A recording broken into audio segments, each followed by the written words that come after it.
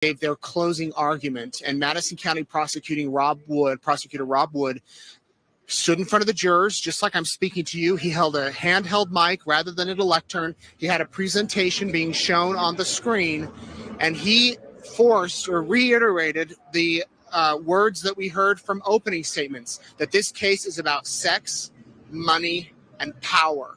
And he went through and he showed how he believed Lori used money and sex and power in the deaths of her children and in the death of Tammy Daybell. Prosecutor Wood spoke for about an hour. If you want to go to our website, you can read the minute-by-minute account of what he said. He talked about the horrific manner in which her kids were found buried on Chad Daybell's property. He spoke about the Tammy Daybell's death and how she went to Chad for guidance and inspiration, and how not one time when all of this was being discussed did she ever say, well, what about the safety or the concern of my kids? We also heard from Jim Archibald, Lori's attorney. So the prosecution gave their closing argument. Then Jim Archibald gave his closing argument. He got emotional at times. He got emotional at times. He got emotional when he referenced the phone call that Colby Ryan made to his mother, where it was an emotional call.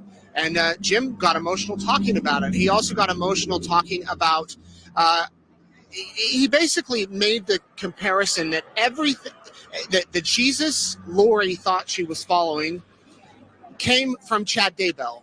All of the beliefs changed when she met Chad. Lori assumed Chad was following Jesus.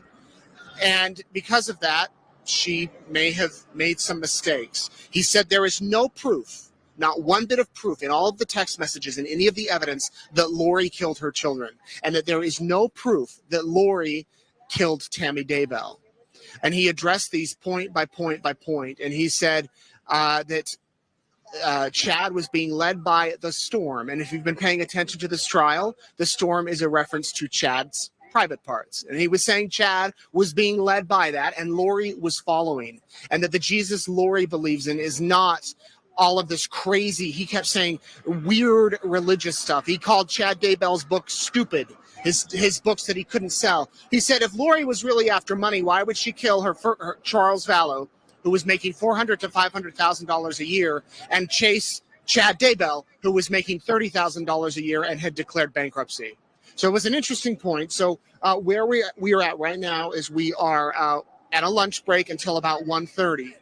The prosecution will then get a chance for rebuttal. They will go in, they'll be able to rebuttal whatever Jim Archibald said, and then it's up to the jury. They'll get a few more instructions and they will go deliberate. And we could have a verdict today, we could have a verdict tomorrow, we could have a verdict next week. The judge encouraged them to be careful when they deliberate, to take their time, it has to be, there has to be no reasonable doubt if found guilty. If there is any reasonable doubt on any of the charges, then they must find Lori Vallow not guilty.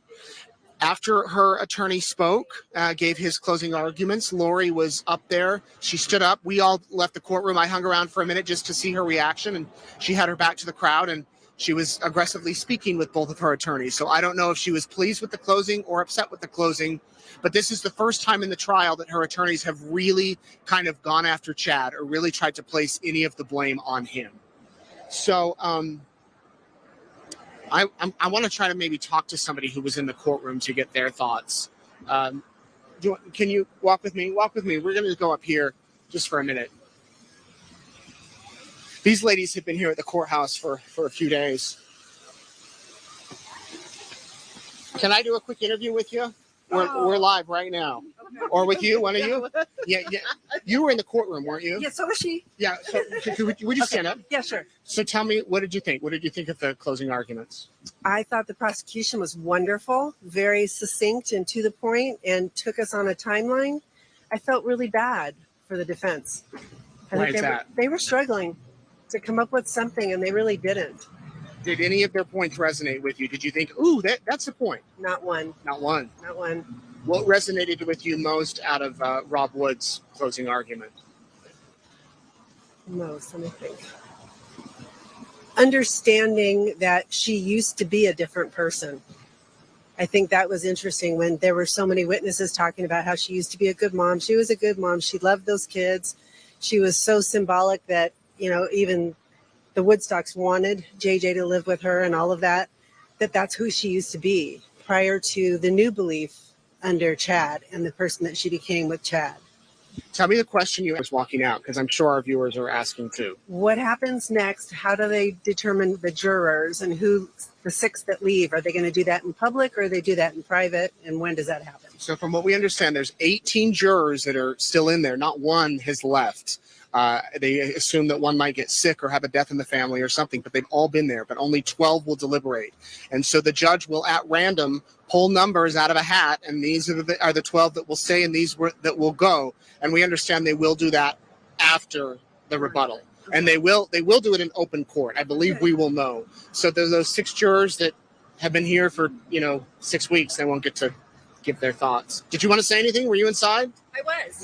What did you think? I agree. The prosecution did great. The defense, I think honestly it was the worst closing I've ever seen, ever. Why is that? Well, I just didn't feel like he gave any facts.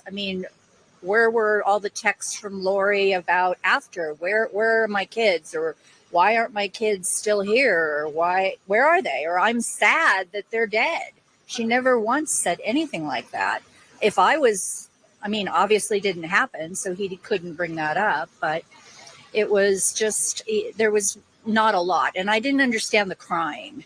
That seemed give me a little bit of sympathy. You mean when Jim Archibald got emotional? Yes. You think it was a sympathy play? I do, because he wasn't really talking about anything, it was. What stuck out to you about the prosecutors? Their opening or their closing argument was anything just hit you? I really liked the timeline and going over all of the points, the important points, and I think it was very organized, very easy to understand, and it really painted a picture.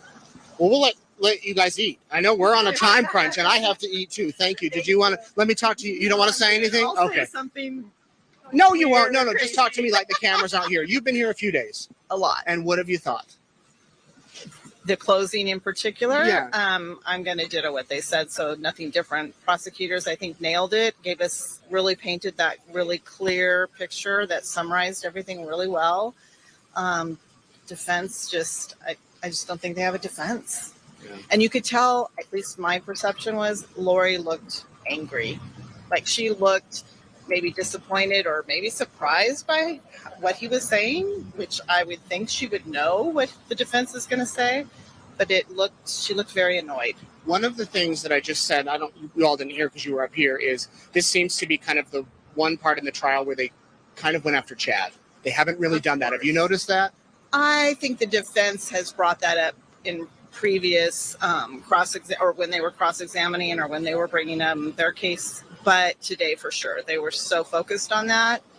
And I absolutely, I think Chad is guilty, and he had a big part of this. Rex. But Lori Sorry. knew what was going on, totally is guilty of this crime. Speaking of Lori, this is Lori's uncle. Yes. We're going to chat with him. Hey, Rex, thank you, ladies. Can we come down here? Sure. Can I ask you a few questions? We're live right now. So let's have you right here, just so you look good. So you came back into town. For those people just watching, this is tell everybody who you are. This is Rex Connor. Rex Connor, Lori Vallow. I like to say I'm JJ and Tylee's great uncle, but I'm Lori Vallow's uncle, her mother's brother. You were here earlier in the trial. You came back today. What did you think of closing arguments? I thought the defense did the best they could with what they had. I think the prosecution did an excellent job laying it out, summarizing, taking us all, well, they didn't do it for us, but taking the jury step by step through the evidence. What about the defense? I think they did the best with what they had, which was almost nothing. Yeah, almost nothing. Were you watching Lori at all while they were? I was. And?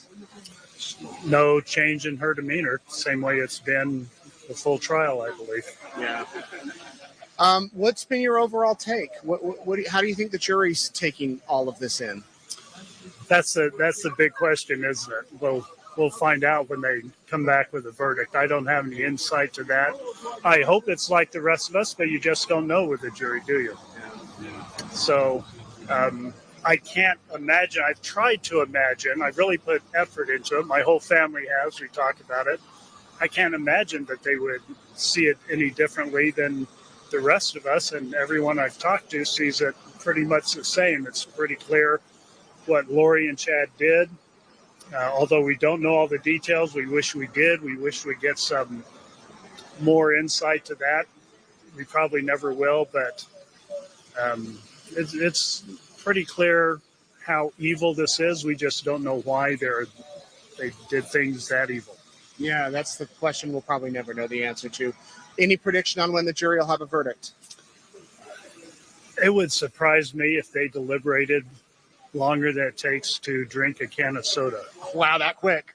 Well, I just can't imagine. I know I've had the opportunity one time to do jury duty, nothing like this, but it was a real obvious case also. And we tried to deliberate. There's one person with some reservations. Well, I don't know. And so you go through the thought process, but even that person felt like it was pretty clear. Yeah, when you put it that way. And I think it's all put that way. So you think we could have a verdict today by 5 or 6 o'clock? Yeah, I don't know that. Sure. Well, of course, none of us know it, but I think that's entirely possible. Yeah. Just because the case, I feel, was so strong in the way they presented it and the context in which it was presented in the instructions. It's pretty clear. Anything you want to say to people watching, Rex? This is my theme. I'll never not say thank you to y'all in the media, to Kay and Larry in particular for getting this started. Who knows what would have happened had they not cared enough. But now the millions of us that have been touched, and I'm no different in this group because I'm family, all of us have been touched by it. We need to heal from it. It's scarring. See those pictures or to hear what happened, it offends our senses, our sensibility. My family doesn't think we'll find complete justice, no matter what the sentence is. You just can't find enough justice for people that have done what they did to those children. And I was listening to your broadcast last night when you went over the affidavit again, and I noticed it said those 3 conspirators plus other known and unknown conspirators. We hope that everybody that is guilty of any part of this process of doing that to these 4 victims in particular, any other victims they may be, receive the brunt of the full extent of the law. But for all of us, the millions of people this case has touched, we're so grateful for all the law enforcement people, the thousands and thousands of hours, the media people that have kept this process or kept information flowing, that have taken an interest, that have gone above and beyond the call, like you, Nate.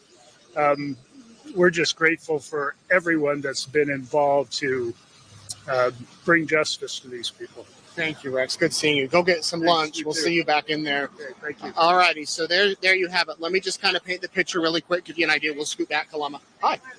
Oh, hi. How are you? We're on live right now. Have you guys been inside the trial? Yeah. No. Yeah, we went inside the building.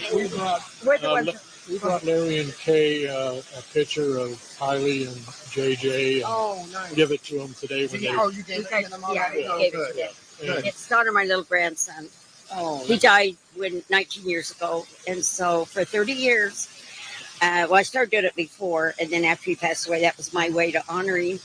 So whenever a child is killed or died, then I find out where they live, and I do a picture, a 3D picture, and then I take it to their home and leave it on their porch. oh, wow. So they never know where it comes from. This is the first time they knew where it came from. So. Well, that is very kind. I'm sure that they love that photo. I'll have to catch up with them upstairs and see if I can find it. Yeah, she put it down on the 3rd floor. I think she left it down there. Okay. But yeah, we gave it to him. She kind of fell apart. I felt bad, but It did what I wanted to do. It was Well, for God the, bless you. yeah. Good to meet you. It's fun to watch you. Well, every thank you. night. I'm going to finish my live report Okay. and then we'll catch up.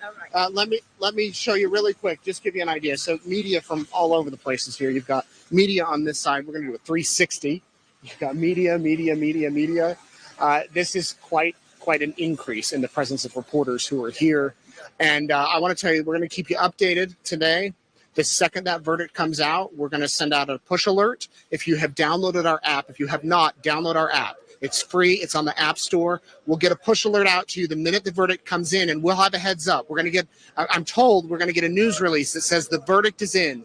And right when we get that release, we'll have 1 hour to get back in the courtroom and get settled. And then we will broadcast that verdict to you live.